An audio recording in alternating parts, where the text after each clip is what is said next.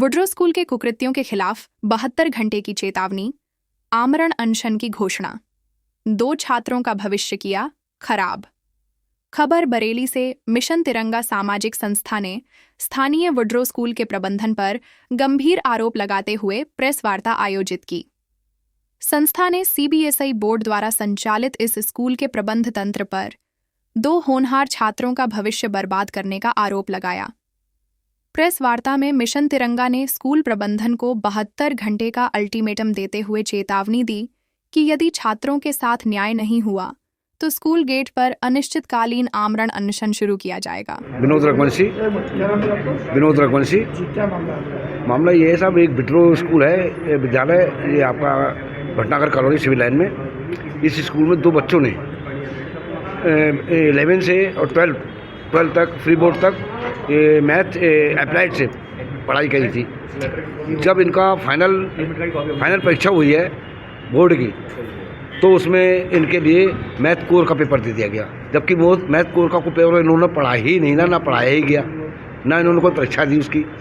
अब math core का जब पेपर आया तो बच्चे मायूस हो गए, बच्चे उन्हें वो पेपर नहीं दे पाए क्योंकि उसे पढ़ा ही नहीं है। बस उसके बाद उन्होंने प्रशासन से बात की, लेकिन उन्होंने कोई सुनने की कोशिश नहीं करी। जबकि प्रधानाचार्य ने खुद एफिडेविट दे के माना है कि हम लोगों से गलती हुई। जब गलती हुई तो उसका सुधार करो। सुधार करने का मतलब ये है कि वो टाल रहे हैं, मिलने का संपर्क ही नहीं करा, और टालते ही वो सोच रहे हैं कि किसी तरह से इनका रिजल्ट आ जाए और हम हाथ खड़े कर दें, बाद में सेंट्रल बोर्ड के हाथ में चला जाएगा। किस अधिकारी से बात करना? हमने साहब प्रधानमंत्री से लेके मुख्यमंत्री और शिक्षा मंत्री से सब तरफ की, ऊपर तक से नीचे तक की। जिलाधिकारी से कल हम खुद मिले जाकर और उनसे भी दिए, तो उन्होंने कहा ठीक है हम इस पर कार्रवाई करते हैं, ऐसा नहीं बच्चों का भविष्य खराब नहीं होने दिया जाएगा। उन्होंने सब कार्रवाई। क्या मांग करते हैं? दोबारा परीक्षा दिलाई जाएगी? नहीं, दोबारा परीक्षा दी हम तो चाहते हैं, दोबारा परीक्षा से कैसे हो जाएगा? हो ही नहीं सकता, इम्पॉसिबल।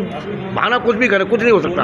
अब तो केवल ये, जैसे कोरोना में जिस तरीके गवर्नमेंट ने वो किया था, बच्चों के साथ भविष्य खराब नहीं होने दिया, अब यही एक तरीका है कि इनको उनके पूर्व परीक्षा के तहत जो आपको हुई थी अभी, उसके तहत इनको अनुमान के हिसाब से, प्रतिशत के हिसाब से इनको प्रमोट किया जाए।